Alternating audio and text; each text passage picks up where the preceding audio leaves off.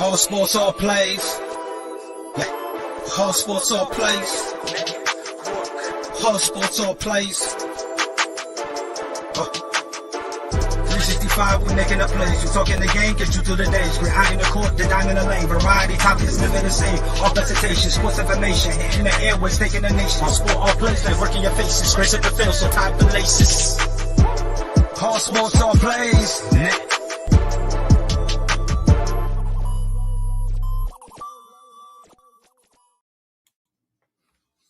Welcome back to He's on Fire podcast. The Arizona Cardinals are 7-0. I'm going to say that one more time. The Arizona Cardinals are 7-0.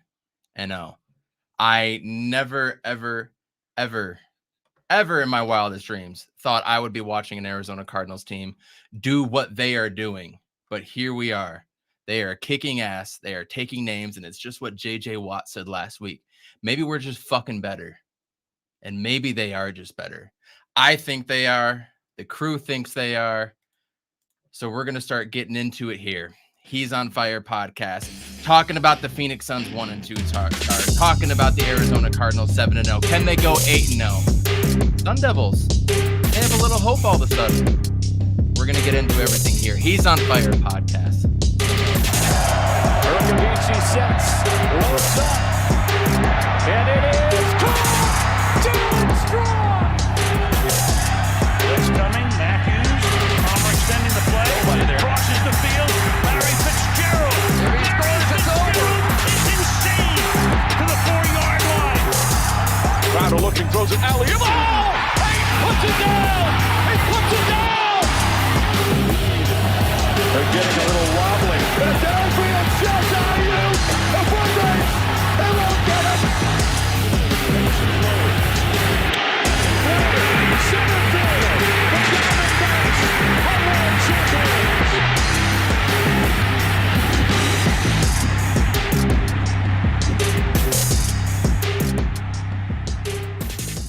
We really only have a limited amount of time tonight to talk about everything we need to. So we need to get into it right now.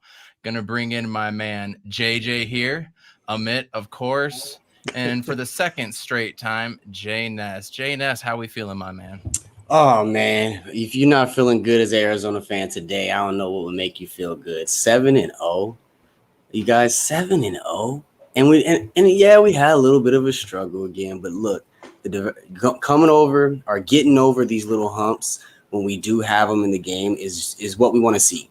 I'd rather see us have struggles and overcome them than, come into Houston, just blow them by, come in and just blow these teams out. So I'm loving the little struggles that we have in the beginning, working it out. You can see the coaching, the regrouping, the, assessment of the game plan that's going on. So I'm loving it.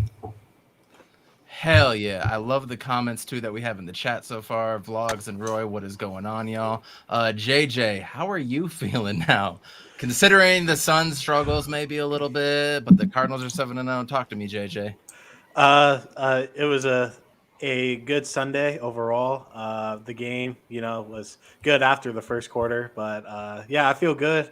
ASU had a bye, didn't have to deal with that. Thank God. And then that Lakers game really cheered me up over the weekend. We can go and we can talk about the Portland game. There really isn't much to talk about. It's just, give us 10 games, guys. Let's get the things moving. We have 3 games in 4 nights. Let's pump the brakes a bit. We performed against the Lakers. This Portland team is really good. They have a lot of new additions and stuff and a lot more people to watch out for. So we know for next time. So let's pump the brakes on that. But 7-0. And that's where we're going to start with. Amit, I want to know how you're doing. But my first question is also going to be to you. You and I kind of thought this was a little bit of a trap game, and it seemed like it in the first quarter. But first, how are you? I'm doing good, man. I'm doing great. It is what it is. And it's funny that this team could play sloppy and still cover what became a 19.5-point spread. Like, they played sloppy and they still covered the spread. So that just tells you either Houston's really bad or the Cardinals are really that good. And they're probably somewhere in between. We're good. We're good. We're definitely good.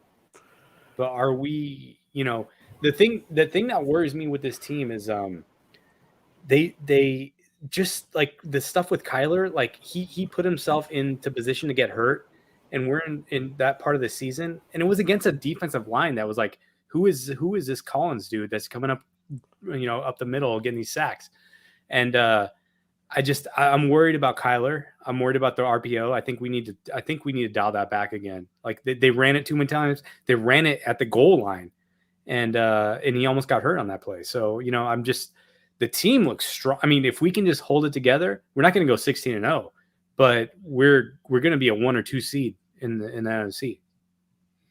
I don't know. There's a lot of good NFC teams that only have 1 loss, and it's still a long season. This only guarantees us a 7-10 record at this point. So Cardinals fans, we do need to pump the brakes to a point, but hell, act like you've been there before. We still haven't been here. And weekly, we keep saying that we haven't been here. Jay Nes, what did you see from the Arizona Cardinals to start off? Are you frozen or are you with us? Uh-oh. No, I'm here. So can you hear me? Yep. Can you hear me? Yes. Yeah. Okay. So no, I mean the beginning of the game again, the offensive line had its struggles. I felt like Texans were coming in and kind of containing our passing attack a little bit, and Kyler was kind of lost out there reading that defense, and it led to a lot of coverage sacks. He wasn't able to get out of the pocket, escape, and they were staying in their lanes. I caught in the first half or the first quarter a lot more. The game, they lost that discipline as time went on. So that was good for me, looking at that team and coming again. Like I said, guys, I don't want them to come in here and just blow out teams. I want to have those bumps. I want to have those struggles. Left Cliff have to make those adjustments on the fly.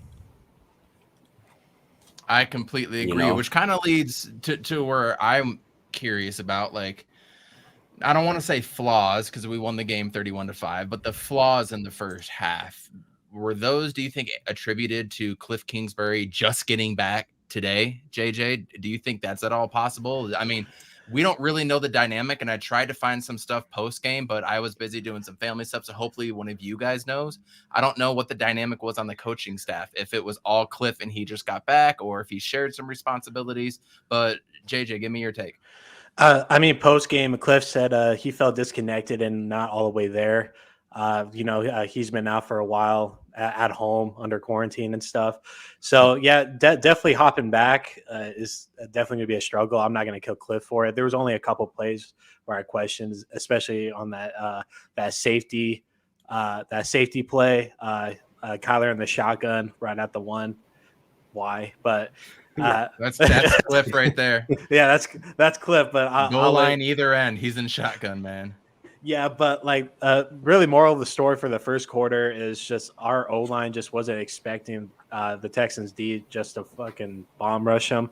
I'll give them credit. They definitely came out with a chip on their shoulders and they really wanted to kill Kyler early. But after I texted, we need to get Max Garcia out. After the game, he liked my tweet. And they shaped up. We had a miss snap went right over Kyler and stuff, but we make up the yards. Kyler was unbelievable this game when everything just started clicking, and it was good to see JJ Watt and Hopkins just pumped up. They definitely had a different energy with them today. Oh, I mean, absolutely. I don't know if anybody saw the thumbnail that I made for this. I had to put Bill O'Brien on that thumbnail. Yeah. He deserved to be there. Thank you. Absolutely. Billy, we trust. Unbelievable, the robbery that we continue to commit every time DeAndre Hopkins catches a ball. The thing that we have been talking about week after week after week has not changed today. And let me throw this out to you, Amit, and please comment on it. Zac Ertz, 3 receptions, 66 yards and a touchdown. AJ Green, 3 receptions and 66 yards. D-Hop, 7 for 53 and a touch. Christian Kirk, 4 for 50 and a touch. Meanwhile, Rondale Moore just continues to be the dude that everybody is scared of. He'll go in every single which way pre-snap movement. Everybody's following him. He only had 2 for 17, but just the threat of him being there opens so many things up. Don't quite get into Zach Ertz, Amit, because I want to talk about him specifically, but that receiving core, just, we've said it time and time and time again. There's not one star, even though we all know it's D-Hop, but the receiving yards are so spread out. We can talk about Kyler's inefficiencies and his 4 sacks today. The dude still put up 3 touches and 261 yards. Talk to me about the receiving core again, please. We have the best receiving core in NFL. I mean, that's clear. Like the squad is strong. There's a couple things. Kyler made a couple bad throws. He made that interception, and then he overthrew D-Hop in the end zone, right? But other than that, he was pretty accurate the entire game. Zach Ertz made a really difficult catch to catch a first down. AJ Green was just there. Yeah. D-Hop just does what he does. Kirk, he dropped a catch he should have made. I don't know if you guys remember. It was a laser pass from Kyler. He should have caught that on third down. I mean, but I'll give him that, right? Like he's the third receiver, so it's hit or miss with him. But I mean, we have the best receiving core, and Kyler's not afraid to spread the ball to everyone. He's not going to lock on D-Hop. He's not going to lock on a Chase Edmonds. Like he should, yes. Right. Like he's not just going to drop it off. I saw, like, there was so many plays. I rewatched the game once, and like there was multiple guys open, and he was like, you know what, fuck it, I'm going deep. He's like, we can get the first down on third down, or we can get a touchdown, and I'm gonna grab the touchdown real quick. So I mean, and his accuracy, like I said, was great, except for 2 or 3 throws in the game. But I mean, and Rondale Moore, his motion and what they're putting him in just confuses the defense. Even though he doesn't get like big breakout plays, I think he got like 1 first down screenplay, but and his punt return was great too. But he's just that like decoy that just confuses everything. Yeah, I think Chase Edmonds kind of benefits from him as well. Yeah, because they can't key in on Chase, and he's such a quick guy out of that backfield that they're so worried about where Rondale is going, and you got to keep eyes on D-Hop, and then AJ Green is so sure-handed right now. He's making everything just gel. So Chase is kind of like the odd man out there, where he's kind of the one that's kind of left alone, and he's able to make those big plays on second and third down. And he's exactly what this offense has been missing. And then, out of absolutely nowhere, we trade for Zac Ertz, who immediately had an impact today.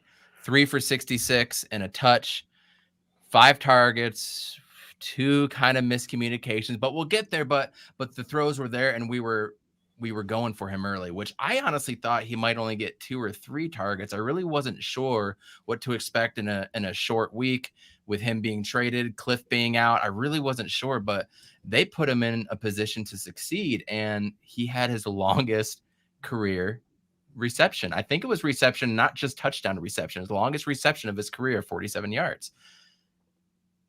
Jay Nes, talk to me about Zac Ertz and what you specifically saw out of the tight end. And first of all, how fast he is and how big of a target he is for Kyler, man. Well, there's one thing. Let's get this straight. Cliff Kingsbury's offense, as much as it's receiver heavy, it's so crucial that he has a tight end, and a tight end that can really receive and go out there and run routes. And that's what we saw in college. He was huge in college for him, by the way. And he was a great route runner. And that's the thing, at that tight end position, it's not just getting open. It's not just finding the spots. It's running that precise route to gain 15, 20 yards on a catch. And that's the positions that his tight ends are usually in. So for Ertz to get out there with that speed, have that disadvantage on linebacker, which we all know as Cardinal fans, tight ends kill us. Lining up, having a linebacker have to cover that tight end, that speed, especially a speedy tight end, it's a hard thing to do. So now us adding that element, keeping the weapons we've had on the receiving core, it really makes us like having a nuke for real. I know we got D-Hop and his nickname is Nuke, but it really is like having a nuke on offense when we start passing the ball. Because it's just dynamite with Ertz coming out there, and then his chipping. That's the part that, I noticed that he's able to chip and get back, to his route. It doesn't knock him off. Like Max Williams, he would chip and he would have a delay to get into his route because his feet are not as quick. So that's one of the biggest things that I was able to see on Ertz is he's able to chip and it doesn't take him off and it doesn't kill his timing on the speed that Cliff wants that play to be ran. I'll just add one thing on that. Like with Ertz, like it means something when you can throw a ball and take the pressure off the offense, and that guy's 2 yards short of the first down, and he can still get you first down. Like that's Travis Kelce levels of like play. Like you can just continuously move the ball, and Kyler did it a couple times in this game with him, and I think maybe with Chase Edmonds. But like, look at that guy. I don't know if any of y'all saw Max Williams today. Yeah. Tweeting that out, but I just wanted to share that. Go ahead. No, I saw that, and I feel bad for the guy, but I mean, he's an asset too when he comes back. But this offense is it's spread. It is completely spread. One of the biggest things that we're going to start seeing is, especially around the goal line, we're going to have more in our tool bag, and I think that first quarter was us trying to fill out how Ertz was going to fit and how Kyler was going to be looking for him across the middle. Because I felt a couple of times in the beginning of the game on the couple passing plays, Kyler was kind of filling Ertz out and left some players open that he should have thrown to.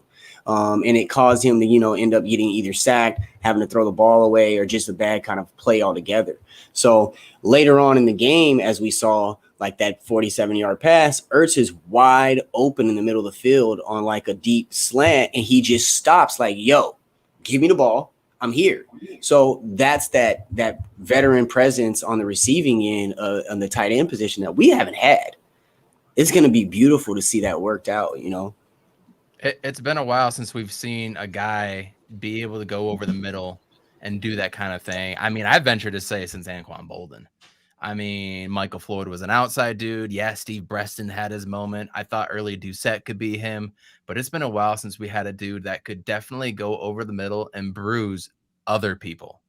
You know what I mean? Exactly. Besides Anquan Bolden, those other two you said, they're getting bruised. Exactly. And Michael Floyd is just going over and catching things over people and then getting DUIs, but that's a whole different story. Let's switch to the defensive side of the ball. Now, we knew coming in that their attack wasn't really going to be an attack, but I was still afraid like this could be one of those games where the defense is going to lighten up a little bit. But 160 yards, they only had 49 plays, y'all. They have 49. You keep any team except for, what game was it? It was just over the weekend. I forget what game it was. Wake Forest maybe put up like 70 points on 23 plays in like 12 or 15 minutes. Some ridiculous stat. Like that doesn't happen. But you keep an NFL unless you're averaging team, like 60 yards a pass. which they basically were. I'll find it in my retweets and pass it on. But you keep an NFL team to under 50 plays, 9 times out of 10, you're probably going to win. We didn't even really win the turnover battle. I mean, it was 1-1, but we threw a bad interception. We got lucky on a fumble. Not really lucky. Marcus Golden is just a beast. But defensively, we just came in there and did what we needed to do again. 25 minutes they had the ball to us with 34:03 or almost 26. JJ, talk to me about the defense, you mentioned it earlier, JJ Watt coming out, and then I want to touch on Chandler Jones in a minute. If you can describe this defense with one word, it's pressure. Like we bring it every game. Pressure JJ Watt, like JJ Watt was there on the back of his neck practically the whole game. He did get that one sack, almost had 2, but Mills had to throw it away. But Marcus Golden, man, how much more can you say about him? He's a dog, and he now has 6 sacks. He passed Chandler in the sack run right now with our team, and he's just been balling out these last couple of weeks. And Budda Baker, he was reading this offense top to bottom. Like he had some good jumps over the line. Jaylen Thompson. Yeah, Jaylen Thompson too. And then Alfred, he had a few good tackles today too. Like our defense has been really performing the last couple of weeks, despite us not having Zach Allen and Chandler Jones and Peters and stuff. So like this defense is really good. Yeah, we're going against not a so good Texans team, but Doesn't matter. It doesn't matter. Doesn't matter. We did against Cleveland. We did against the Titans, and the Titans just beat And the Chiefs Rams today, and the Rams. So this team is for real, especially this defense. And it looks like Chandler Jones is going to be back for Thursday. So we can really see what our defense could do against probably one of the goats. So. Chandler Jones, there was a report that came out that he lost 15 pounds since COVID, and then Chandler Jones came out and retweeted that and was like, yeah, that's a false report. So I appreciate his candor and his honesty, Chandler. So we appreciate that. I was a little shocked by that. I was like, damn, in 10 days, I can see it. But if you're coming back to football, you're losing 15 pounds. Like something didn't add up. So I'm glad he said something like that. Amit, you wanted to say Jaylen Thompson, and I've been on the Jaylen Thompson train since game 1 this season. Talk to me about him and a couple other things that you saw on the defense. Isaiah Simmons was our leading tackler tonight. Isaiah Simmons, just in space, he can find a player, even if it's a good player that can make plays, and he's just seeking out their legs and just taking them out. I mean, like constantly in the backfield, right? And Jaylen Thompson, he's coming up and making plays, but you don't hear his name in the secondary when he's covering, but he's playing excellent. I mean, the entire team is playing so good, excellent defense, and we have to take a step back and be like, okay, well, we played a really bad team. Like we probably played the worst team in the NFL, but at the same time, we made a lot of mistakes. Like we gave them, was it Byron Murphy that got the unsportsmanlike penalty for headbutting? Which I was like, that's kind of bullshit. Because if you're giving them that, then how come Kyler isn't getting a 15-yard penalty for getting his helmet grabbed on the safety? Exactly. Go back and watch that. He got grabbed in the helmet. So, I mean, the defense, and they stopped another 3rd and 2 play. They stopped a 4th and 5. Like the defense on 3rd and 4th down and short there's so much speed to get to the ball. Like you have to dial up something that's going to surprise these guys because they know how to get there. Hey, One thing I'll burner say, account, real quick, burner account. He's on fire. That is just for you. Go ahead, James. no, but I really think that at the end of the day, I really got to tip my cap on both sides of the ball to DeAndre and JJ Watt and Chandler Jones, because I really see these guys buying into the system of the team.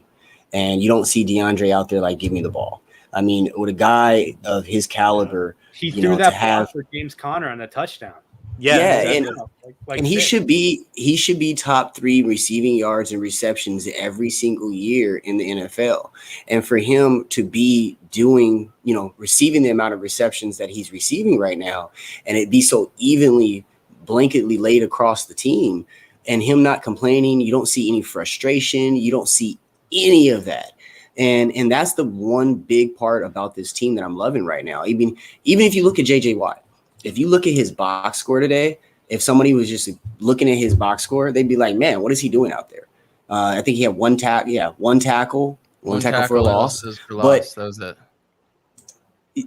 Yeah. His impact. Exactly. But his impact, if you're watching the game, he was all over the place. So again, and that's where the Marcus Golden part comes in. And I'm going to say this, Marcus Golden had a hot start in his New York debut when he went back over there, and then it kind of doled off towards the end. Yeah. And I really think that this is a marriage for him. He shouldn't go anywhere else. He plays very well with this team. For some reason, when we plug him, he does very well for us. We plug him in the right places. It's just a good marriage. This needs to go on for the rest of his career, man. Speaking of that, I don't know if anybody else saw some post-game stuff. I want to share this real quick, and I'm going to get the sound back on, and I'm going to full screen it. I don't know if anybody saw this, but I just want to play this real quick for y'all. Oh, there's no sound to it? Come on. For shame. So unfortunately, sound isn't playing for whatever reason right now. He just came out and said the best day of his life was when he got drafted by the Arizona Cardinals. Second day was when he got traded back to the Arizona Cardinals. He feels like he's supposed to be here, and he's an Arizona Cardinal and wants to be here for life. Like, That's great. if he's not an Arizona Cardinal the rest of his life, fire Steve There's a Keim. problem. Yeah. Fire Yeah. Steve Keim. And I mean, I love we wouldn't that have guy. had, and I think we wouldn't have had as much. We wouldn't have gave Hassan Reddick as much time at that position if we would have still had Marcus Golden around, because we would have been able to move him around. We would have been able to make up on defense for those issues. So I really think that really screwed Keim letting him go, and he figured it out. You know what I mean? But it was already too late. But now, you know, I love having him back. Yeah, I'm going to try to share it one more time just so you can hear it in his words. Let's see what it does here. Come on, work for us. That was the best day of my life. Me getting drafted. I even clicked the box and everything. Nothing. Life. Anyways, we'll leave that as is. But real quick, before we move on to some Phoenix Suns stuff, we got a few more minutes to recap. Oh, I could hear it. You could hear it? It was working. Mm-hmm. Yeah, It was working? Oh, man, I couldn't hear it. Crazy. Anyways, let's move over to the rushing side of things. We've been talking about the discrepancy between Chase Edmonds and James Conner and whatnot. Today, Chase Edmonds had 15 for 81. James Conner had 10 for 64. He got the touchdown again. I think Chase Edmonds is still looking for his first touchdown of the year, which he'll get one. He'll get one when we need it, though. It'll be a game when we really need it. So It'll be a receiving touchdown, I bet. Let's remember Yeah. this. What is it? Yeah. Episode 18, 26-21 mark. Amit says that. I'm gonna keep that one on there. But rushing. JJ, talk to me about the rushing game. What did you see from James Conner and Chase Edmonds? I know y'all are really high about Connor being the starting running back, but truly I believe Edmonds should be, because like Connor is a specific set of like just gaining yards. Edmonds is more of like let's see if he can get some yards. Connor, you know you're going to get at least 5 to 6. So Edmonds had a couple runs. He got hit in the feet a couple times. He almost had a good amount of breakout runs, but as soon as Connor was swapped in, like 4 or 5 yards, like a rush, it felt like, and then that run that he got that touchdown was a great like him and Edmonds like cutbacks are like second to none, and like they're every game they're just getting better and better, and it just shows how like lethal our whole offense is, and the fact that like nothing could be clicking for Kyler and the rest of the offense if we still have Connor and Edmonds holding their own. Like, we're getting first downs.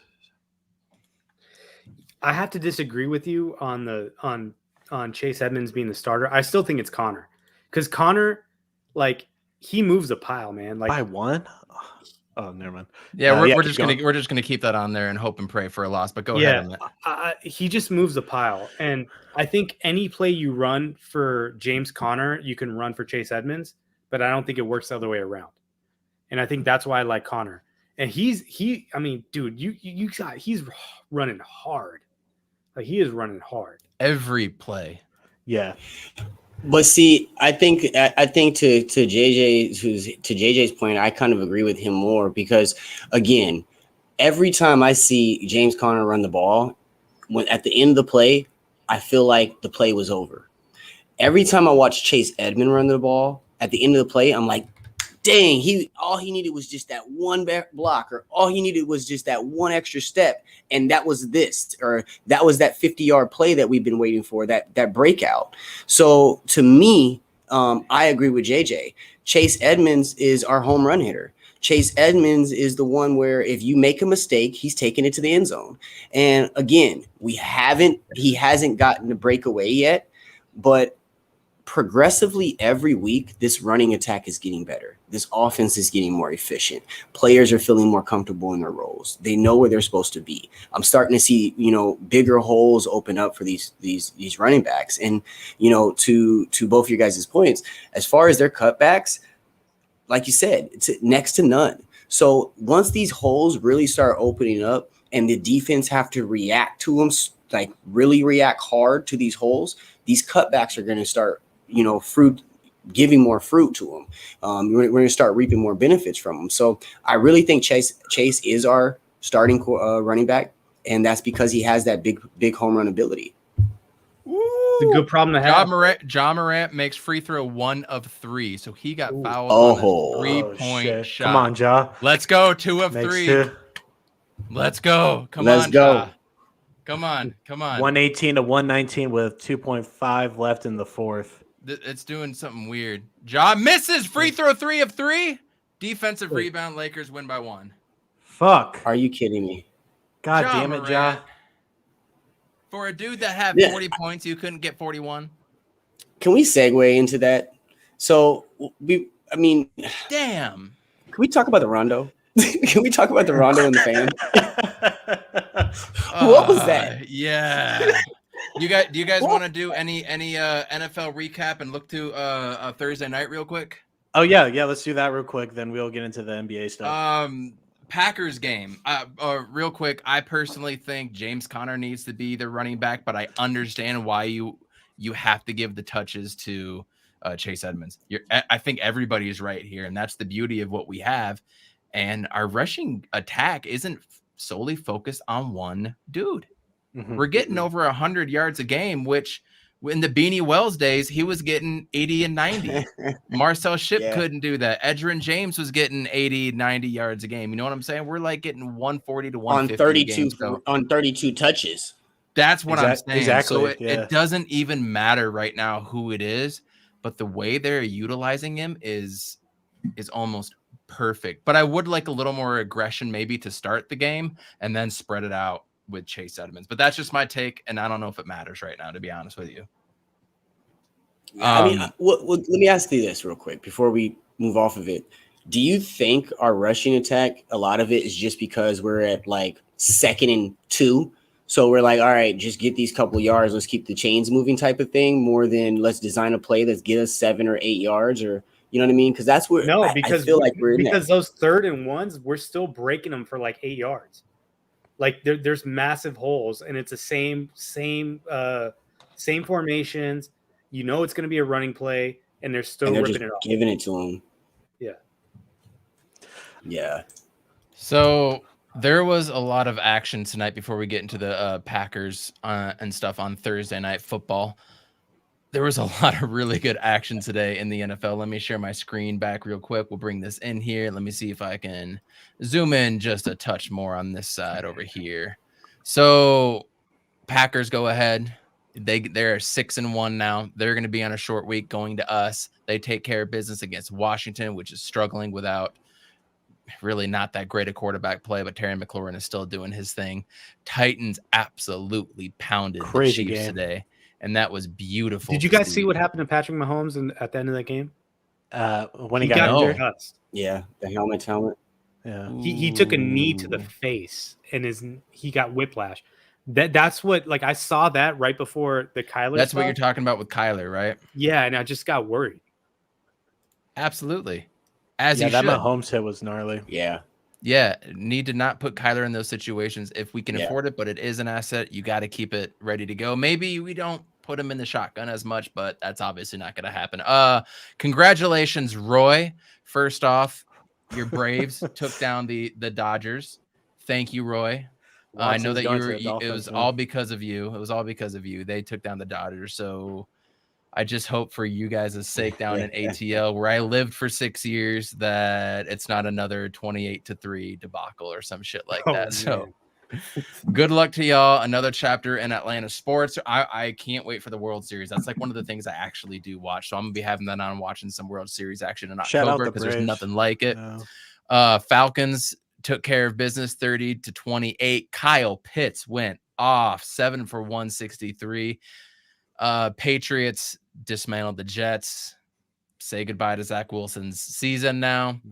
Giants taking care of the Panthers. Remember when the Panthers were 3-0? Yeah. I was worried about playing the Panthers later in the year. I don't think I'm worried at all anymore, man. Darnold got benched. Well, yeah. Yeah. You lose 4 in a row in this type of nature. You're not even getting your best wide receiver, Robbie Anderson, involved in really anything. It's surprising what the hell is going on down there, considering I thought Matt it's Rule did not. a damn good job with Teddy Bridge last year. But it's not surprising. I mean, they went from Teddy Bridgewater, which was a game manager, to a more scarier thrower to me. He has way more timidness to him. And then you lose your running back, so your running back is gone. You have no running game now, so you're forced to pass with a quarterback that don't like to pass. Well, they didn't have a running back. They didn't have CMC last year. He was out half the year too. But you had a guy that was okay with passing the football. Like I don't think Sam throws, Darnold. right? Like I feel you. I feel you. Do a lot of screen throws, like make it easy for a quarterback. I feel you. Yeah, that's a good call. Yeah. But either way, 3-0, losing 4 in a row. Yeah. To these types of teams, that's not good. Matt Rule is going to be on the hot seat next year if this keeps up. Bengals. This was Joe the Burrow. surprise of the day, man. Bengals taking care of business. Did you guys see any of this game? I absolutely did. 460 yards, 3 touches by Joe Burrow. Jamar Chase went absolutely fucking nuts. And Joe Mixon too. They balled out. You have to watch. When is Baltimore's bye week? They need a break for their sake. For their sake, it's got to be soon. Then I want to get into standings real quick. Raiders again took care of business without John Gruden, without MAGA Gruden wasn't there, and they took care of business with the Eagles. Eagles are just continuing that slide. I thought the Lions had a little bit of a glimmer of hope today, but of course they turned out to be the Lions, and the Rams were the Rams. They were almost there. It was 13-3, and I was hoping for the Jared Goff revenge game, and that should be adrenaline. Yeah, I mean, it's very possible. John. I lived in Michigan when they went 0-16, or they could go 0-17 this year. By the way, 17 games. I don't think so. I don't think so either. I think they have too much talent, unlike the years before with DeAndre Swift and whatnot. But and they look better than like the Texans and the Jets, and then of course, but you still got to win what's in front of you, and they ain't doing it. Buccaneers absolutely dismantled the Bears just in the first quarter and a half. That wasn't a game. NFC West here. Colts taking care of the 49ers. I can't wait to go on Quest for the West with our guys at 49ers Cutback on Tuesday. I'm sorry. I have to ask him about Jimmy Garoppolo because he was hyping him up. So watch Quest for the West on 49ers Cutback. Earlier in the week on Thursday, we saw the Browns kind of take care of the Broncos to a point. I don't know. That was an ugly game. And then tomorrow night, we got Saints and Seahawks, which we'll give our predictions before we get out of here. We're going to go to the standings real quick and just check this out, you guys. Little congestion right here, but everybody thinks the Bills are probably going to run away with that. Look at this right here. 5-2, 5-2, 4-3, 3-3. That's crazy. That's nuts right there. Next one coming in. The Colts handling business. They're in the playoff talks at 3-4. You can say that you're in the playoff talks right here, but Tennessee's going to run away with it, especially with beating the Chiefs. I don't see them backing out, but look at this. 5-2, 4-2, 3-4, 3-4. Wow. Are the Chiefs Raiders done? holding it down? I was actually waiting. I wanted to speak on the Chiefs a little bit because everybody's asking what's going on with the Chiefs. Have we caught up with them? It's very simple. You replaced 5 offensive linemen. It's very simple. Their defense was never good. Their defense was always just good enough to have big time turnovers and big time moments. And they were never good. They were always in a shootout. It was always 30-point games, and they would come up with a big turnover in the fourth quarter. So I don't understand why people are so shocked on this. They don't have an offensive line. That means that Patrick Mahomes doesn't have time to stand back there and pick and choose where he's going to throw the ball. He doesn't have time to scramble out and get these little, 15, 20-yard games to keep it moving. So it's very simple. Offensive line. You change 5 starters, this is what you get. Facts. Yep. 100%. Yeah. Facts. Nothing to add to that. Yeah, that was perfect. No. Yeah. I mean, their defense was better last year, and it's worse this year. And their defense wasn't great last year. or the last? I don't think they're worse last year. I think you look at it like this. To me, if you got a team with a defense like theirs, they're just going for they're really going for big moments. And last year, you're scoring like every time you touch the ball. So the offense that comes on the field now, they got to air it out. They have to air it out to keep up with Pat Mahomes and his scoring. So I don't necessarily think their defense was better last year. They were just, their offense would put them in better positions when they're on the field. And they have less weapons on offense than they've had. And I think that's a problem. I think it has a little bit to do with, and this is a good segue into the Phoenix Suns in a second here too, after we go over some NFC stuff, is I think they're just so used to winning. And JJ, I'm glad you posted about that. You just watched The Dark Knight and the whole trilogy again.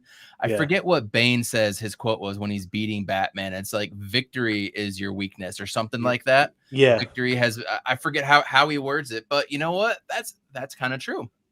You're just so used to winning. You just think you can roll out the same things and you're going to get the same effects. Right. And I think I think that's kind of like with the Suns too, where it seems like they were just going through the motions in some things, expecting the same turnout, and it's not the case. And you got to figure out, you got to win in different ways. And they're figuring that out right now. Meanwhile, in the NFC, I mean, we see the horses: Dallas, Green Bay, Tampa, Rams, Cardinals.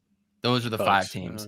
And and Tampa. I don't think it matters who these other teams are. So whoever is the 6th and 7th seed going into the playoffs, and whoever's I think it's the 2 plays the 7, the 3 plays the 6. Is that the seeding? Pretty sure. Yeah. Yeah. That sounds right. Whoever that is, the 2 and the 3 seed, they're just going to have a cakewalk, man, because right now it's looking like you're going to play either the Vikings, who are actually fairly decent, who could make a push here, or the Saints, or maybe the Falcons can make a move. Roy thinks they're going to make a move. Of course, Roy does. But compared to these other teams, it just ain't it. So you see who the horses are in the NFC. I was hoping for a little more of a clearer picture after this week. We're not going to get it.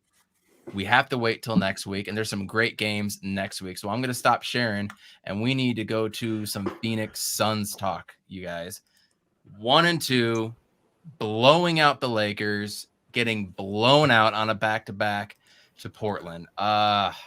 State of the Suns. Amit, where are we at? I mean, it is what it is. Like, we've seen this before. Like, and you can see this through the NBA for the last several years, where a team catches fire from 3-point line on a back-to-back night, and you're just not going to win. Like, we lost.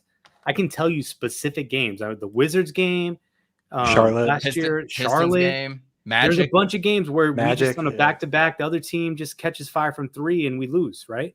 I didn't have any problem with the way I mean, obviously you want to win that game.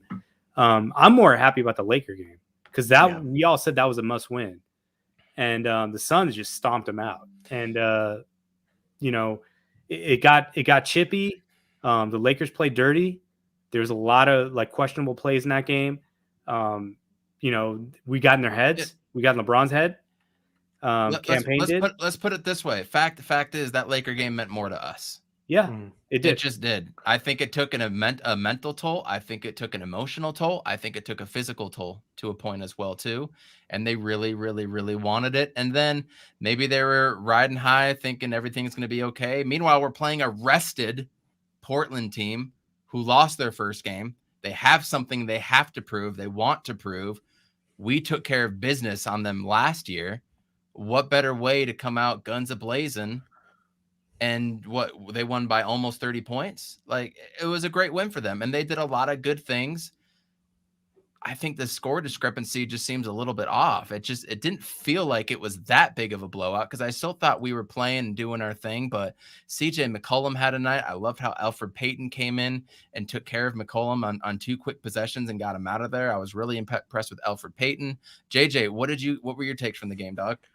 So I'll talk about the Lakers game real quick, then I'll just segue into Portland. The Lakers game was big, and it showed the lack of just chemistry that the Lakers have currently. Russ was bad. Campaign was just giving them the business. Cam Johnson was not afraid to go for the dunk on LeBron, and that was a foul. Okay, in my opinion, that was a foul. Cam Johnson, not an opinion, that's a fact. Yeah, like like Cam Johnson, like I love him.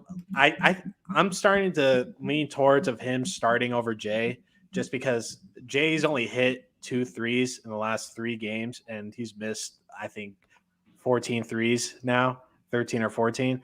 Ugh. And Cam is just green light right now, and he's looking good. He's creating his own shot with the mid jumper. And Mikal in that Lakers game was on fire. And Mikal, he's just upgrading too. And JaVale, he got some of the switches down and stuff. And Chris Paul was just laying ungrabbable balls to JaVale, and he was putting him down. So shout out to that. And then Chris Paul, he hit that crazy stat, 20,000 points and 10,000 assists. Shout out, Chris. That's a crazy stat to think about. 10,000 assists. Do you know how many like players need to make that work? But yeah, shout out to him. But in the Portland game, like this is kind of like a brand new team. The additions of Larry Nance and who's the other guy that they got from Charlotte? I forget his name. The white dude, the center. Cody Zeller. Zeller. Yeah. So the additions of Lance and Cody Zeller kind of came out of nowhere. Nance looked really good. Cody Zeller had a Sarge-like presence down below. I wasn't expecting Norman Powell to be balling the way that he did, but overall, also I didn't expect them to play defense because we're not used to Portland playing defense like that. And Chauncey made everybody switch correctly, and they just came out with a chip on their shoulder, and they really wanted this game. So this Portland team is going to be something to watch out for, because even Dame was playing defense, and he does so much on the offensive side that usually he doesn't have to play D, but him, McCollum, and Norman Powell were just switching back like crazy on Booker, Paul, and Mikal. So shout outs to them. But Portland just had one of those nights where they just couldn't miss. Yeah, like the Wizards game last year, Charlotte, Orlando, Chicago last year as well. But it was just one of those nights, and I like if Shervin watches this later, like be excited about your team. This team looks like really good. So, and I mean, go ahead. Just to follow up your point, they shot 54.3% for the night, and a lot of those there was quite a few contested, and they did a lot of things that the Phoenix Suns did, to find open stuff. I was just gonna pass it on to Jay, but then he just dipped. I'm not worried about the Suns. I think Portland is going to be a pretty decent team. As I said, it's early. Teams are getting their footing. We're getting our footing. I'm not worried. Jay, are you worried at all about where we're at right now? No, like we talked about, on the first show, I think the Portland game was very, very, very emotional on the Denver side. So I'm sure, that put some weight on our shoulders. We probably took some of that, carried that into the LA game, and where we were the opposite. We were the ones that were super emotional on it. So I feel like, kind of like what JJ said, once we made it to the Portland game, it was already, a situation where we were tired emotionally. We just got out of that big game with LA. We blew them out. Then they kind of came back at the end. So I know that kind of, feeds on you too when a team goes on a streak like that, even when you win. So, Dame is Dame.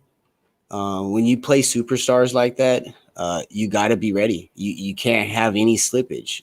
You know what I mean? Because they can go off. They can catch fire. And that's another thing too. I feel like Ayton struggles in games he shouldn't struggle in games he should totally dominate the paint. And then he shows up against games where I would expect him to struggle. And so I can never pinpoint him. Does he showed up in the bubble? He showed up in the playoffs. Does he need the bright lights on him to show out? I mean, like that Lakers game, like he only had like 8 points, but he had 15 boards. But he was like, but he was everywhere though. He did a lot of good he things was that everywhere. game. So I think when it comes to big games, and it was kind of like this last year, like in the last regular season, that when it came to like the bigger games, like he performed relatively well. But again, he had to carry most of the weight on the big man side last year. And now he has JaVale, and I like that Portland game. Not everybody performed well, besides like Booker and but yeah, we need to feed that man. We need to feed him the ball. He had a lot of openings. No, we do. We do. No, we do. Every time he gets the damn ball, he wants to fade away.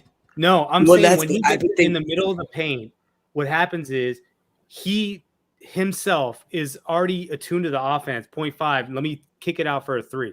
Right. He needs to just turn around and just dunk it on somebody's head. He's got to get that Amari mentality. He doesn't do that. He doesn't have that mentality. Like when he gets position in the paint, a lot of things, one, like they don't find him and then he stops doing it.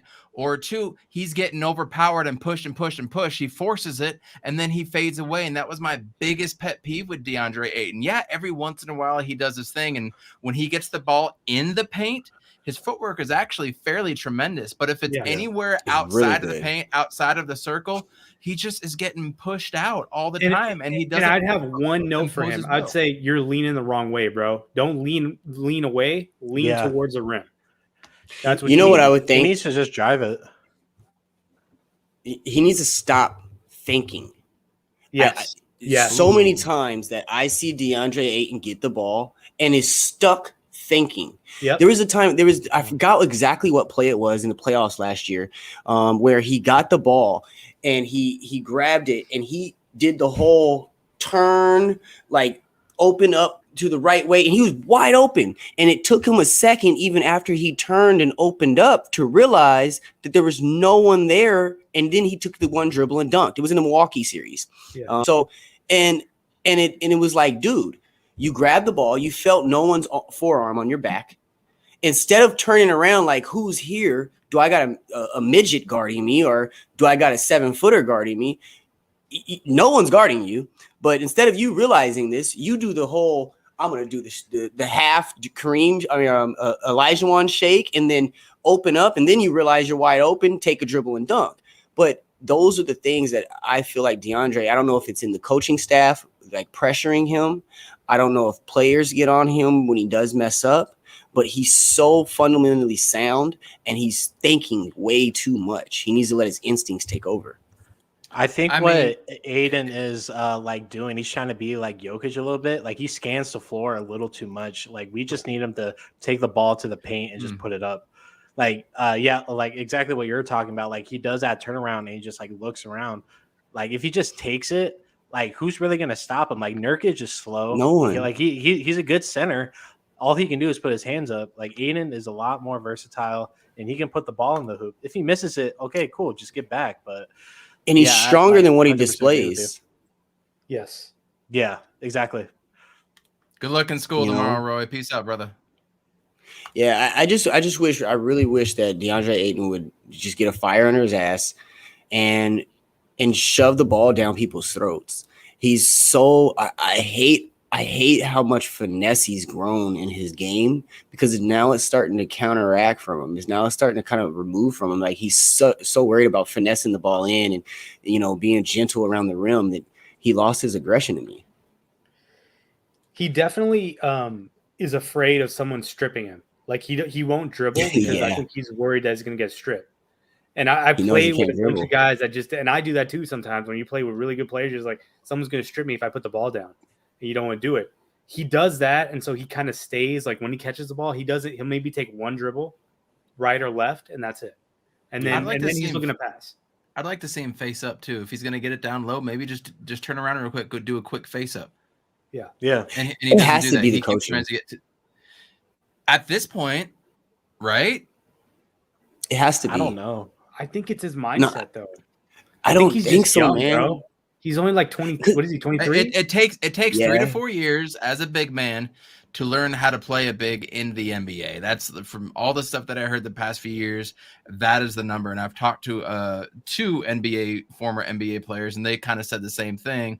Keep in mind, he didn't start playing until he was like 12 or 13. And 1 year at Arizona, he was 19 when he got drafted. He's 23 now, or 20. I think he's 22 or 23. Mm-hmm. So I mean, he's still young. I get it, but dude, for $165 million player, you can't have this type of game. And then somebody on Twitter hit me up and they were like, yeah, well, Kobe one time had this, and this. And I'm just like, you saw the damn fire and spirit in Kobe. You didn't, but you said one time. Ayton.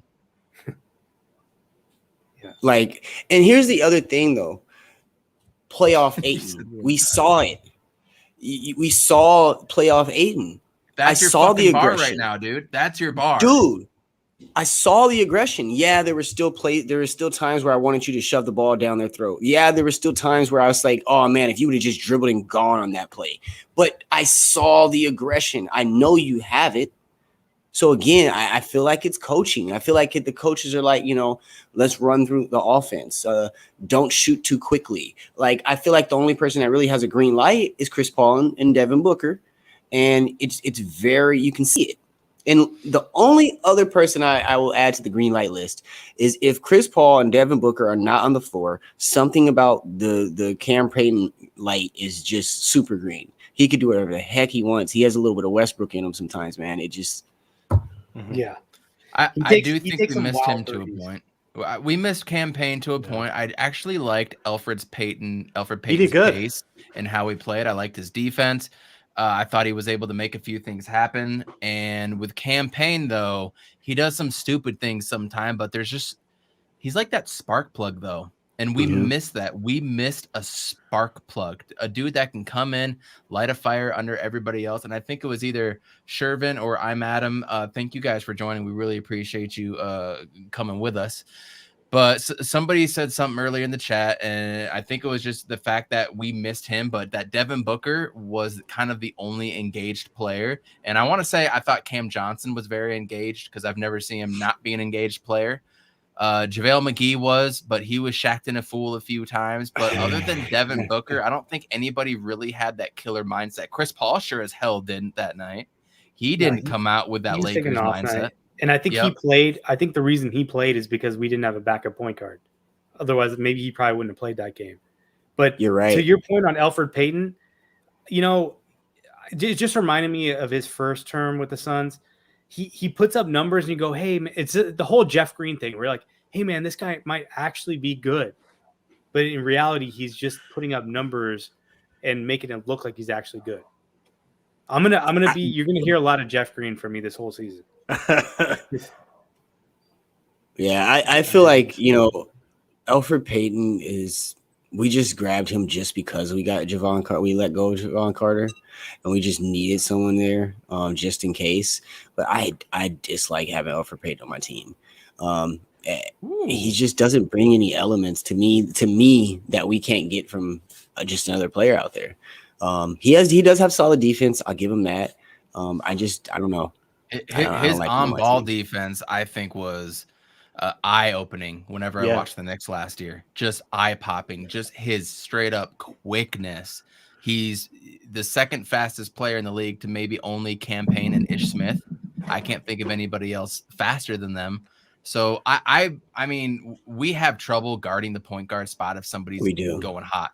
So, I welcome that. But if Cam Payne's healthy and Chris Paul's healthy, them dudes aren't playing. That's an interesting point what you brought up with Chris Paul. He probably wouldn't have played if the fact that Cam Payne wasn't going to be out. So maybe his mindset was, I'm going to go off against the Lakers. I'm going to take a day to chill. And then I wake up in the morning. I'm going to come down for breakfast, get a text. You got to play. Cam Payne's out. Oh, fuck. Yeah. Now I got to get you know what I mean? Maybe it was something that's like that. That's what it seemed like. I'm not 100% sure, but yeah, that's what it seemed like. But I mean, shout out to the Blazers. I've always been a Chauncey Billups fan personally, so I'm happy that he gets a chance. I've always been a Damian Lillard fan. When I was coaching last year, Damian Lillard my head coach was texting Dame back and forth, and Dame ended up sponsoring a lot of kids that couldn't afford shoes and stuff. And so he was actually able to help out, donate some stuff to the program. And so I got nothing but mad respect for Dame. So props to him. CJ McCollum just had a fucking CJ McCollum game. That's why they drafted him. He's that dude. CJ's and that you dude. know what? We need to focus on the Kings. The Kings kicked our ass last year, one game. And we have to come out with fire against them. Buddy Hield is on a mission. He wants to go somewhere. He wants to get paid. Former Phoenix Suns, Alex Len and Rashawn Holmes are going to be playing against us. So I can't wait to watch DA against them dudes. Because I've been saying there's a lot of things that DA does that Rashawn Holmes can do as well, too, for a lot cheaper price. But props to him getting the contract. Don't forget about Halliburton. Don't forget about De'Aaron Fox. They've got some dudes that can play. They've got a chip on their shoulder. They're looking good. Halliburton's very nice. No, we're not. No, damn it, Amit, we're not getting into that. I know, man. Hey, we're focusing on them. Yeah. No, but you know, before we do go straight to the Kings real quick, because you brought up something the other day, Coach, is that Devin Booker didn't have a really good game in Denver. And, you know, looking at that, you know, LA game, he did kind of get back to himself. But I think that he did Davion more. Mitchell on Devin Booker, by the way. I can't wait for that matchup. Yes. That dude's a dog. Yeah. He really is. But I think that Devin Booker, like everybody said on the cast today, he was more engaged in this game. And I feel like he was kind of making up for his disengagement in the first game. Facts. You know? And we might be seeing the not to cut you off, but we might be seeing Chris Paul and Devin Booker take turns in games just to kind of, you know, save their legs. I can see it. Somebody pointed out on Twitter, I want to see, and I'm 100% for this, I want to see Point Book and Shamet minutes. Yep. Ooh. Yeah, I want to see that too. I saw that on Twitter as well. Yeah. That would be beautiful. A little off topic, but Coach, you mentioned Chris Duarte. I had no idea who he was, but his first game, he fucking went off, dude. Dude, Duarte's a stud. I hate him. Yeah, but shout he's out to him. Yeah. I would actually like to see a lineup of Booker, Shamet, Bridges, Johnson, and Ayton on the floor. If you have three movement shooters like that, and if you put Ayton in there or somebody big like JaVale or somebody, it's a wrap. I mean, but see, I don't want JaVale because it would be a lot of switching. Yeah, you'd have to have that in the first quarter because Chris Paul's always the first dude to come off because he's going to start the second quarter, and then you're probably going to have a Jay Crowder come off. So I could definitely see that. It depends on who they're playing against. I mean, when you got a dude like Davion Mitchell or a Lou Dort or, you know, a really good on-ball defender, maybe you don't want Booker doing that and handling that. So we might not see it this game. You could see it like against Cleveland, or we might have a Ricky Rubio. I would like it against like Utah. Yeah, ain't nobody guarding those dudes. Nobody on those teams. And don't anybody ever bring up to me that what's number 23 on the Jazz? Royce O'Neal. Royce O'Neal. Oh, don't bring up to me Royce O'Neal as their best defender either. Royce O'Neal is a bum. He's so slow. He's so slow. He looks like he's out there with a Big Mac in his pocket. Yeah, man. I don't want to hear that. So, Phoenix Suns, I said it going into this. It feels like the Kansas City Chiefs a little bit. They're rolling out the same things, expecting the same results, but that's not the case. Good thing for us, it's the NBA and not the NFL, and we've got 79 games left in the season. A lot of time to make up some stuff. We have an not an easy schedule, but we have a favorable schedule next 4 games. We don't play until Wednesday, and we're going to be here for a post-game podcast. We got Sacramento at home. Then we wait until next Saturday. We got Cleveland at home, and then we wait again 2 more days for New Orleans at home, and then we got the Rockets at home next Thursday, and then all the way next Saturday we got Atlanta at home. Atlanta's going to be a good game because they stomped us last year, so that's going to be a good one. So we got 5 games at home until we travel at Sacramento again. So we got a favorable matchup coming up. We need to take advantage of this. And I don't think Sacramento is a must win, but maybe for the psyche a little bit, this could be a must win to a point. Anybody feeling that way with the Kings game, or am I just off on this? I don't think it's I a mean- must win in terms of like the standings and the scheduling and stuff, but I feel like the team is going to take it like, yo, we need to get right, and they're going to take care of business. Yeah, I kind of feel the same way. I mean, we're 1-2, but like I would like to stay even. You know, and like we can definitely go on a run right here and make like a push to the 1 seed real quick if we sweep these games, these upcoming games. But the Sacramento team, they have some pieces, so this game would definitely be interesting. It's going to be back and forth. I mean, if you ask me, we just came from the NBA Finals. There's no way we should be losing to teams like Sacramento. I think this is a must win. We don't, we come out and, we lose to Denver, which we had stomped them in the playoffs. Then we come out and we smack LA.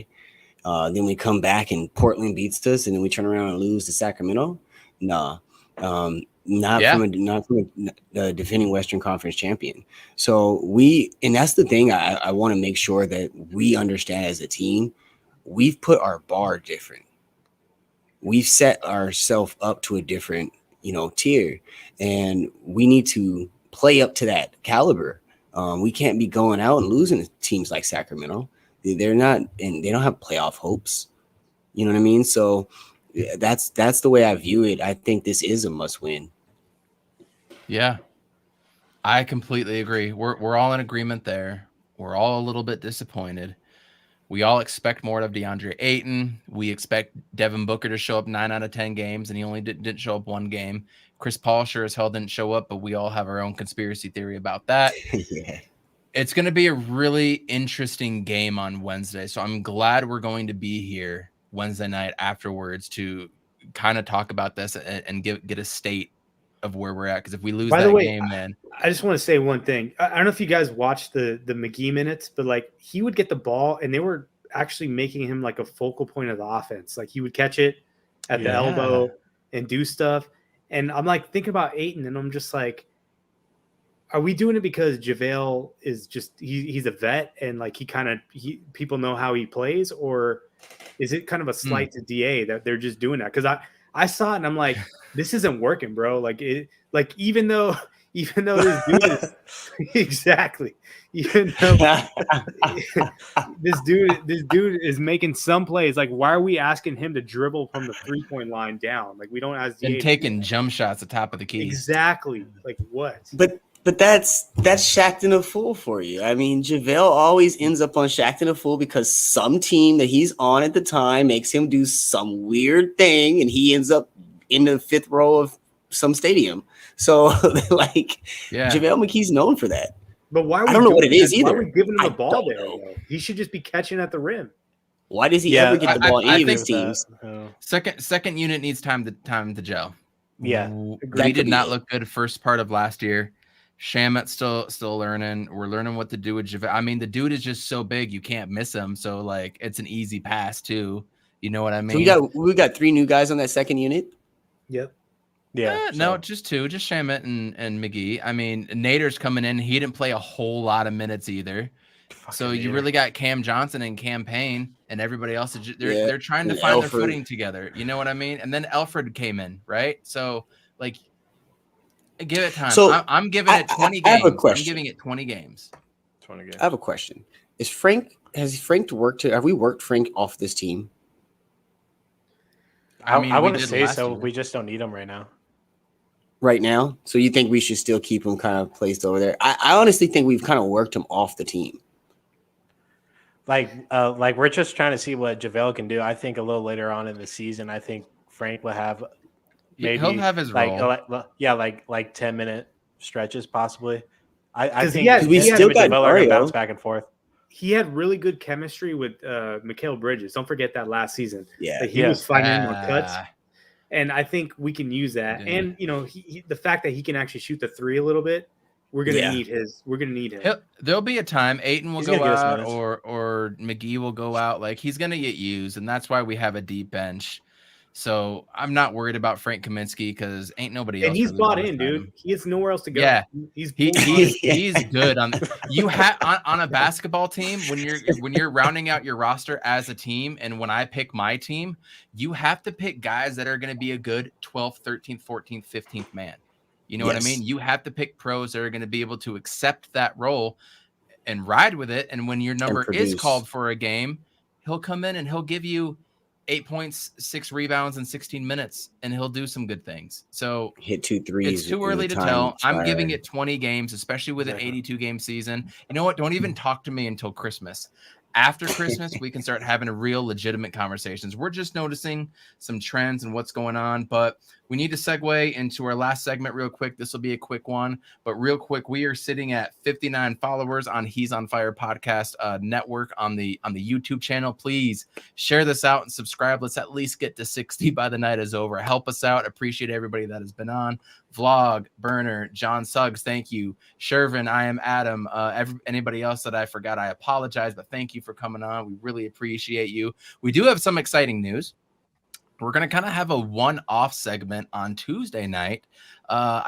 Jay, remind me which time is 7 a.m. local Valley time. Is that correct? Or 7 p.m. local Valley time? I believe that is correct. Yeah, 7 p.m. local Valley time. Any Arizona State sports fans or even Arizona Rattlers fans, you're really going to enjoy this. We are going to welcome on Jamal Miles, one of the more electric and dynamic players in Arizona State history, Arizona Rattlers history. Shit, he was with the team just for an offseason, probably the Jaguars history as well too.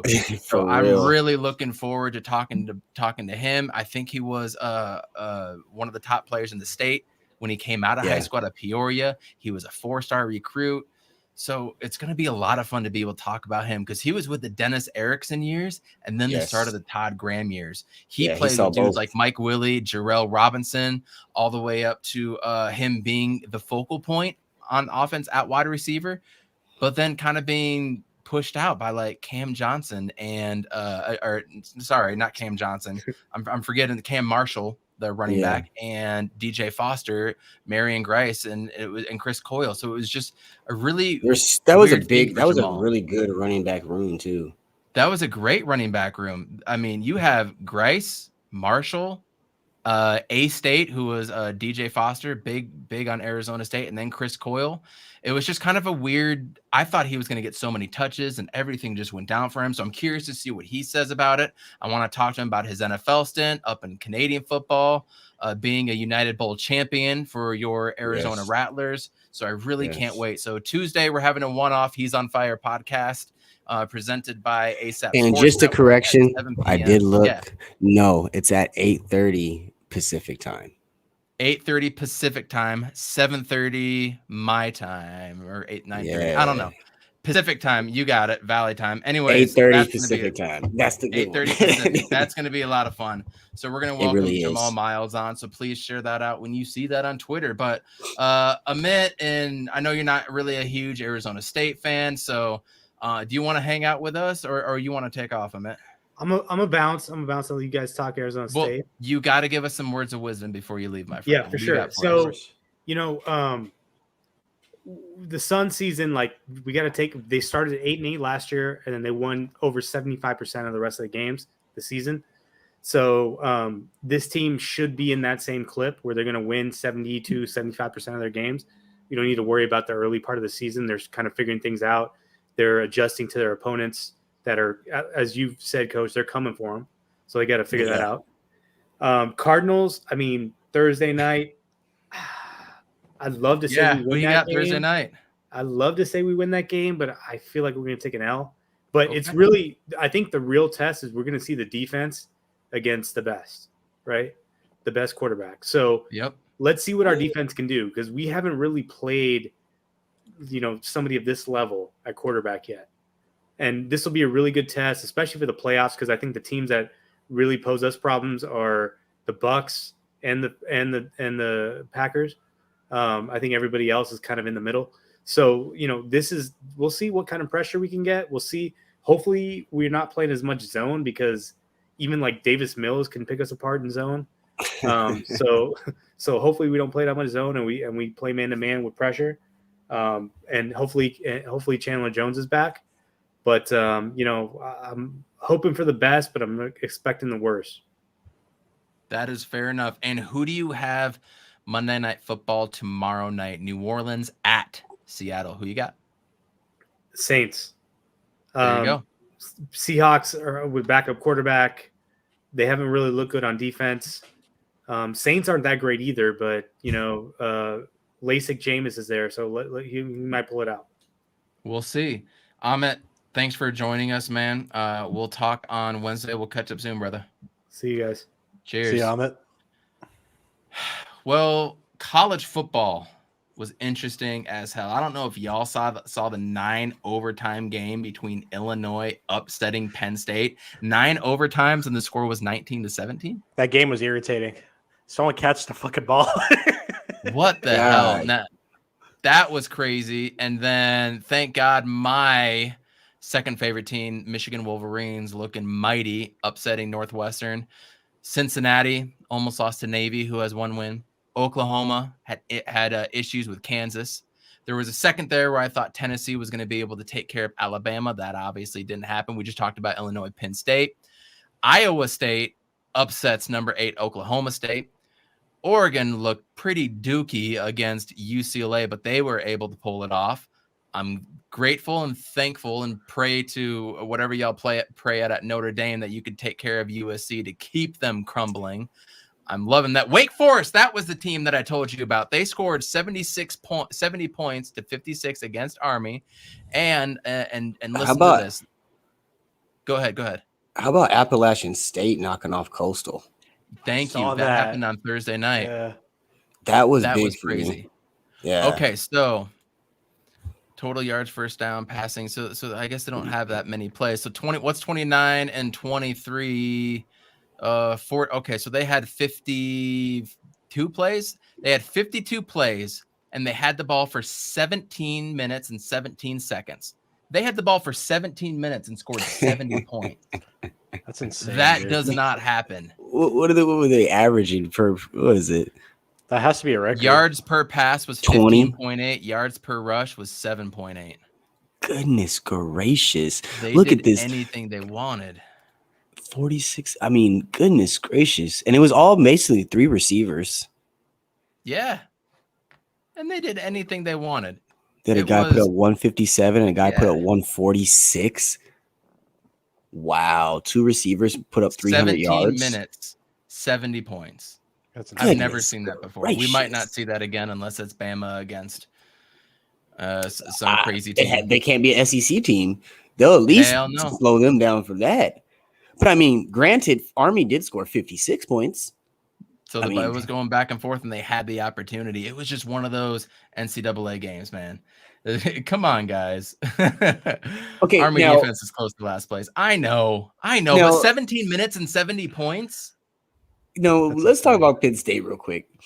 Is their defense, I mean, as good as their defense looks like it is, obviously, they're holding everybody to low-scoring points. That offense can't hang with nobody. So, can they really slow down like a Alabama or Oklahoma and win? We're going to find out next week when they play Ohio State. Yeah. Ohio State doesn't have that same dynamic. I don't think so. I don't think it's going to happen, but I'm actually really way more excited for Michigan State next week, but that's just me. I am too, actually. What else happened? We got Miami coming in and upsetting NC State in that game. San Diego State continuing to do what they do and winning. Pitt winning, and then Wisconsin beating Purdue, which I guess is kind of an upset. Roy, you logged off, but your Razorbacks won, although it was Arkansas, Pine Bluff, and then K-State getting a win over Texas Tech, and just kind of going through. Can we talk for a quick second about the Oklahoma showdown, the QB situation over there? I feel like they pulled that way too early. Way too early. Yes, because even though Oklahoma won in this Kansas game, the first half they kind of had a lot of struggling going on, and I think the quarterback was out of sync, and it just kind of looked really bad. And the first thing that popped in my head, and then you started hearing it echoing through the commentators, was, are we going to see Spencer? Are we going to see Spencer? And I think being in exactly, and Spencer's really good, but so is Caleb. Rejected. I don't like Spencer Rattler. I'm just throwing that out there, but go ahead. You don't at all? No, I don't like his demeanor. I don't like the shit Okay. that I saw from him from different clips and shows. What is it? The 11 on 11, just how he is and how he talks to his teammates. Like I'm not about that life, and I just don't like him. I'm not rooting for anybody to fail. Oklahoma has nothing to do with my team, you know what I mean? But I mean, it might, if we're already talking about where is Spencer Rattler going to transfer to, and ASU is already on that list, like, yes, that scares the shit out of me. I don't want Spencer Rattler, but maybe this helps him. I mean, to your point though, I don't like his demeanor either. Shervin just said it right there. Rattler to ASU next year.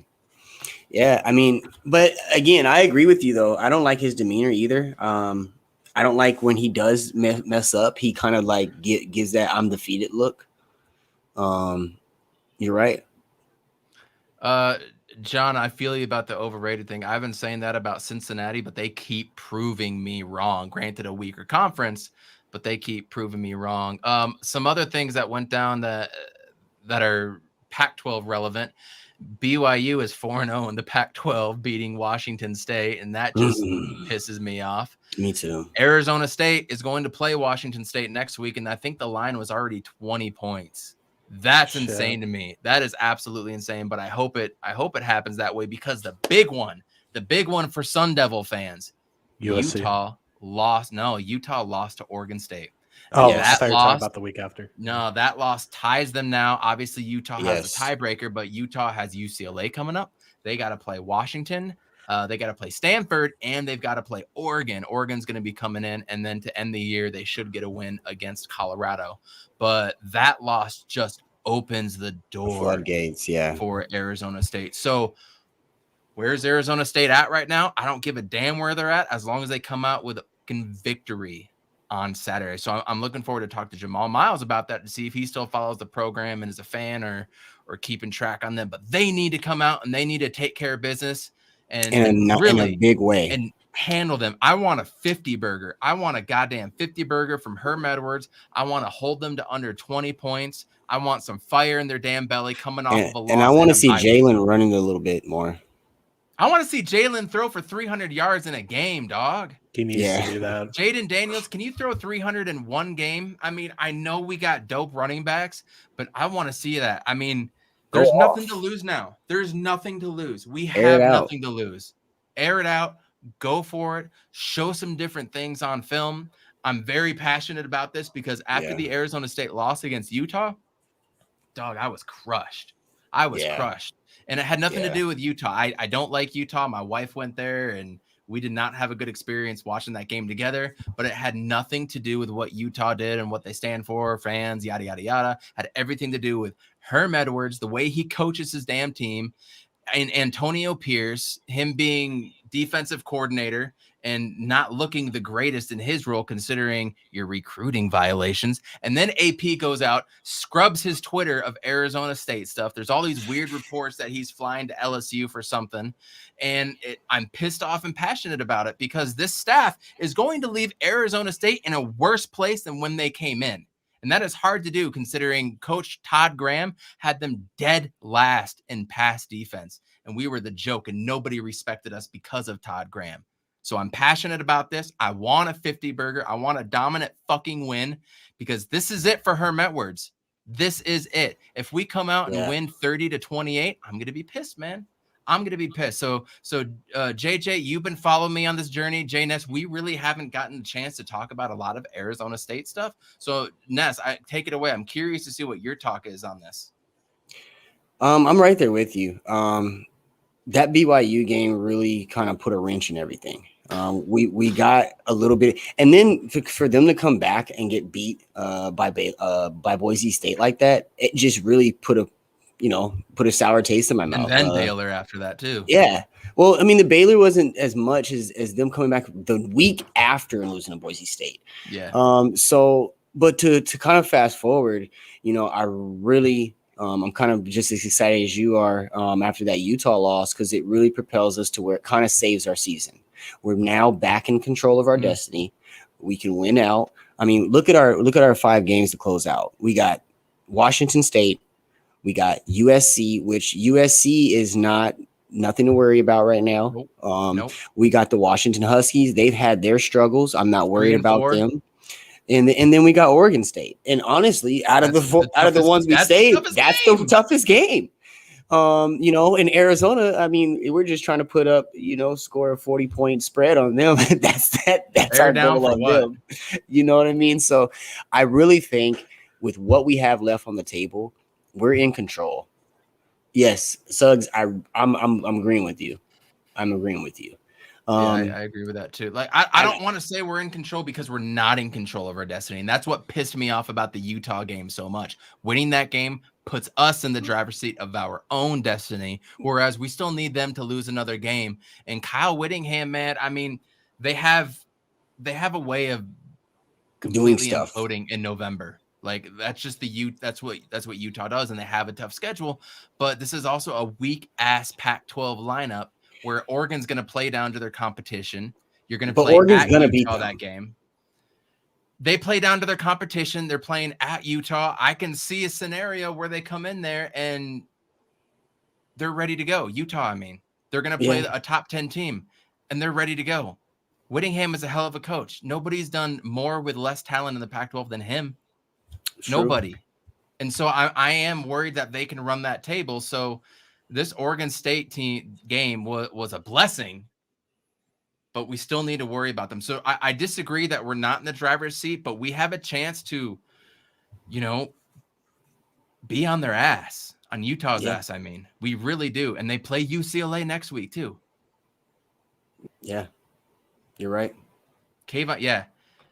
Oregon would be undefeated. Kayvon Thibodeau, like, however you spell his name. Yeah, I know. What else can you say about Kayvon, man? Like, you got to double team that dude. He's Jadeveon Clowney from South Carolina, man. You have to double and triple team, and that still might not work. JJ, you followed me along on this Arizona State quest this year. Give me your 2 cents. I'll just start with that Utah game was a shit show. And it kind of showed everything that I wasn't necessarily exposed to the last couple of years with Herm Edwards being the head coach and Pierce being the defensive coordinator. There's just a lack of motivation with those two as of right now. And like, I rewatched that Utah game a couple of days ago. I didn't watch it the day it transpired. I had to keep up with it. But yeah, just like a lack of accountability, and they just need to bring it. And this Washington State game, like this shouldn't be a big game. We should have beat BYU, and we should have beat Utah. And this is a must win for ASU. If not, then what are we Fire talking Herm. about? I'm done. So I understand y'all's frustration and stuff, and this Pac-12 is not intimidating. There's no team that can really step foot to foot with ASU when it comes to talent, as far as I can see. But yeah, Jaylen needs to throw for 300 yards. He came close a couple games ago, but in the Utah game, he came close, and they stopped throwing the damn ball. They just stopped. Some of the decision making, I don't know what it is. I know Jaylen is just following orders, but he needs to take control of the game, and and our defense just needs to step up. They can't be on the field as much because they get gassed pretty quickly, and that's what happened in the BYU game, and sadly, that's what happened in that Utah game. So this Washington State game is a must win, and then they need to beat USC the next week. For them to just, they will. I kind of have sights on the crown, but I'm looking forward to this game. This should be a win because Washington State, as far as everything that I've read about them, they're not entirely the most intimidating team. I think they're third in the Pac-12 North. So, record wise, they're not too crazy, but again, they have some talented pieces on there. But there's no reason why ASU shouldn't dog walk them. They just lost their coach. Nick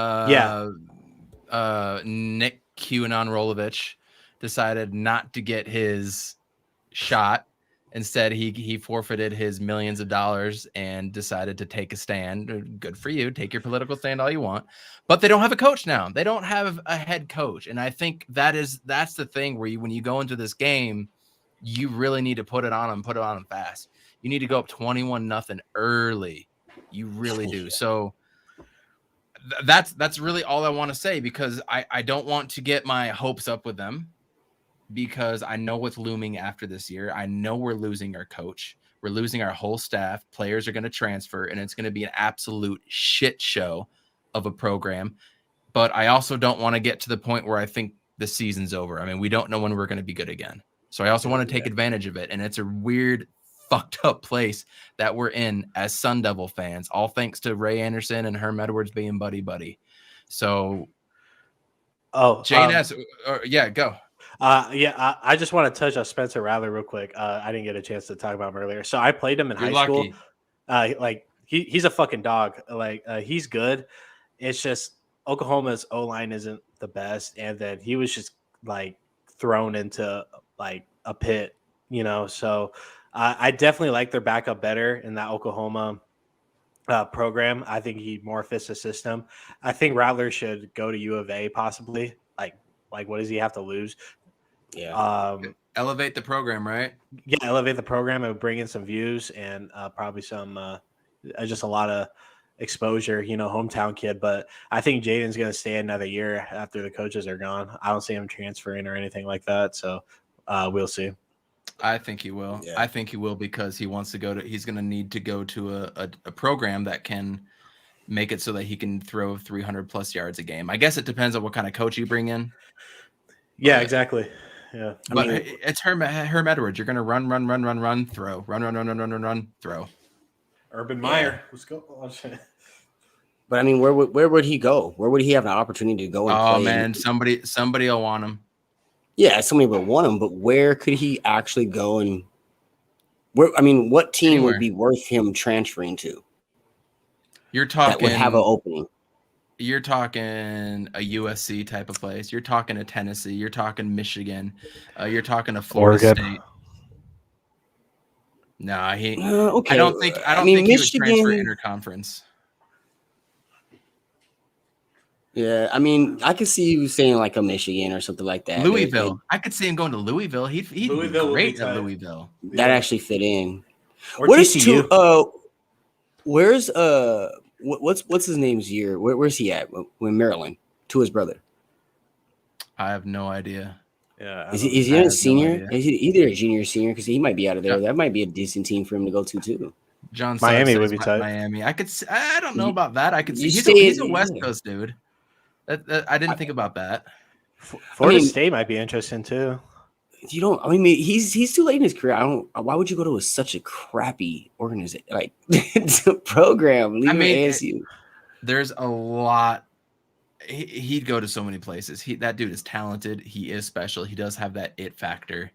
He has 2 years of eligibility, considering with the COVID year. So I don't think it's in his best interest to go to the NFL right now. I really don't. But he has the talent, so I could see it. I could see him doing that. But it'd probably be like a Jayyy Carson type of situation. Anybody that doesn't know, Jayyy Carson was a stud basketball player for Arizona State basketball.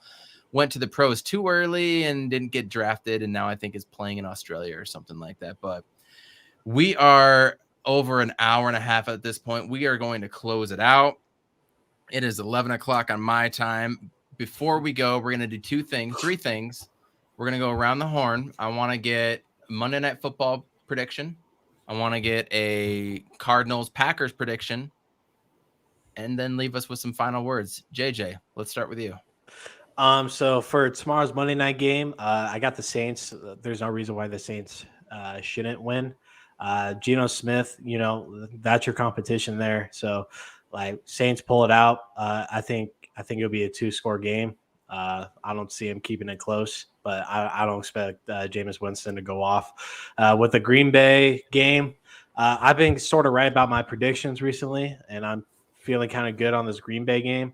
I've been on. I don't think it's going to be a blowout, and I think we're going to keep it a 2-score game, but I think Cardinals win by 10. I love it. I love that. You've been on, so I'm going to follow your lead. Jay Nes, what do you got for us? Plus, we're at home. So I'm gonna go out on a limb on this one. I got Seattle beating the Saints. They played Pittsburgh so well last week. I think that I think Monday Night Football is just gonna infuse a little bit more into Geno. So I got Seattle beating the Saints, and I got them beating them by 3. I think that they'll come back, tie the game. We'll have a late field goal in the game. So I got that. Now, as far as the Green Bay and the Cardinals, I got us winning by 2. And, you know, it's because of the heroics that we've had in the past with these two matchups. We know how these games end. We know what Aaron Rodgers is about. And we know Kyler Murray's not going to, you know, let any time wasted on the clock. So if we're in striking range, if they're in striking range, it's going to be, you know, down to the last play. So I got Cardinals winning by 2. Too late for field goals in these 2 games we're talking about. Word of wisdom for our fans. Listen, we are 7-0. We're gonna start entering uncharted territory here. Don't be afraid to take a loss. Don't panic when we take a loss. It's almost at this point, it's almost okay for us to take a loss. We need a loss coming up here soon. That way we can know what this feels like before we get deep into this playoff run. This is our year. And we need to make sure we don't get complacent. So don't be afraid of a loss, you guys. Don't be afraid of a loss. It's not the end of the world. And I honestly, I'm not trying to jinx us, but it's coming. And I want it to come sooner rather than later. I feel that. That is smart. I'm going to go with a New Orleans win. I'm going to go with an Arizona Cardinals win. I think it's going to be close, but I think it's going to be like an 8-point win. Okay. And words of wisdom, just consume as much ASAP Sports Network content as possible, because there are quite a few smart people that we have working these podcasts, and you can get a lot of good sports information and fill your knowledge with it. That's just my word of wisdom. I don't think we quite got to our 60 subs. We'll get there. And that's another thing, guys. I'm not sure which platform you guys use. If you're on Facebook, I know Suggs, that's our dude right there. Appreciate you. Thank you. One of the viewers of the year right there. No, but I don't know where you guys are at, but subscribe to us on YouTube, both the He's on Fire podcast, personal podcast, and the ASAP network. You know, just roll with us, guys. We're moving through. We're trying to push it, help us grow. And, you know, we appreciate you coming along with this journey. Also, big shout out to Rough Nation. They had a big fight out here at Celebrity Theater yesterday. So big shout out to them. That was a wonderful show as well. Let me throw in my words of wisdom real quick. We missed you. JJ, please, and then we'll get out of here. So Suns fans, pump the brake, all right? Like, we're just getting into the season. Like, the Bucks just got blown out. Like, so the good teams are losing. You know, Hornets just beat the Nets. Yeah, yes. Yeah. Hornets just beat the Nets. Like, just take it easy, all right? Give us 20 games, and we'll talk about it then, all right? I know we can nitpick all we want. Suns Twitter can be a toxic place, but just take it easy, you know? And Cardinals, yeah, we're due for a loss, but we are playing some great football, and it's so hard to beat this team. And this Green Bay team, like, it's not stunning, but they have some pieces. And like Rodgers, he's one of the GOATs of all time. And Davante Adams is a dog. We just need to keep the ball out of Rodgers' hands. Our defense needs to bring it and just close it out. And like, if we kick field goals all game, cool. As long as we win, I'm totally fine. But like we're playing some great football. We're not getting lucky. Like, this isn't the Carolina 2015 team that had a cupcake ass season. All right, we've my man. Like, yeah, we're dog walking teams. We've been in 4 playoff teams. and like we're looking good. And Hey, say that part again, JJ. We beating what? Wait, let me turn on the echo. Four playoff teams. Thank you.